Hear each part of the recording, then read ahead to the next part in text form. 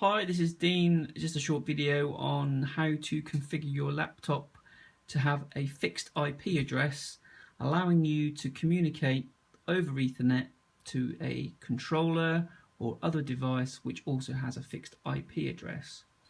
The key thing to understand is that when we configure an IP address between two devices, those IP addresses must be unique to each device. The last three characters of the IP address must be unique, but the remaining characters must all be identical. Okay, that's the quickest summary of numbering I can give you on this. Quickly as well, I'm using Windows 7 64-bit.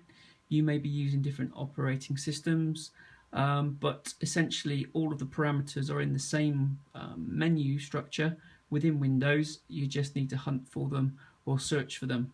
I'm going to show you two ways of doing it. One is the quick way, one is a bit more long-winded. So first, the long-winded way is to access the start menu and literally type into the search program for network, and you can find network and sharing center. Okay, this should populate because Windows will search for the programs which begin with this, and you can click on network and sharing center. Okay, that's one way. I'm going to show you the quick way. Just going to close that down. The quick way is to go onto your network management icon on your taskbar. At the moment I don't have any network connections, no wireless, no Wi-Fi, no LAN connections. So if I click on that icon, which is showing me there's no connections at the moment, I can quickly go open network and sharing center, and I'm back to the same location. So choose either way that suits you best. Okay, I currently don't have any connections. There's nothing visible here, and so what I'm first going to do is I've plugged a Ethernet patch lead into my remote device, be that a DDC controller or other IP rated controller, IP configurable controller I should say, and I'm going to plug the other end into my laptop, and my laptop will then try to make a network connection. But as you can see, it's come up with local area connection, but there's no connection to the internet or whatever. What I need to do now is I literally just click on with my left mouse button, click on local area connection, and this then gives me the option to go into properties, and then I can choose Internet Protocol version 4. Important at this stage to point out is I am only connected directly between my laptop and the remote device. The device is not connected to a third-party network or a client network. It's literally one cable between my laptop and the controller. If I now double click on Internet Protocol version 4, it will open up another box where it gives me the opportunity to specify an IP address. So I click on this radio button, and now I can type in my own laptop IP address.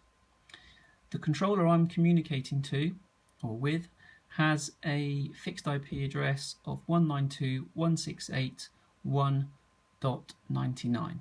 So my laptop can be any address in that range, 192.168.1. Okay, so at this stage my last three digits must be unique to my laptop. They can be anything between 1 and 255, but in my case cannot be 99 because that's the address of my remote controller. So I can choose, nice and easy, I'll just choose 111. The subnet mask must also be the same as the controller, and the DDC 420 and also the FG controllers will default to 255.255.255.0. And for the DDC 420 controller, if I'm going to later use PS4000, I also need to specify the default gateway, which is 192.168.1.1. Sorry, keyboard. I do not need to worry about DNS servers. Once I've finished those three groups of settings, I can say OK. Say OK. and I can close down the configuration window. Okay.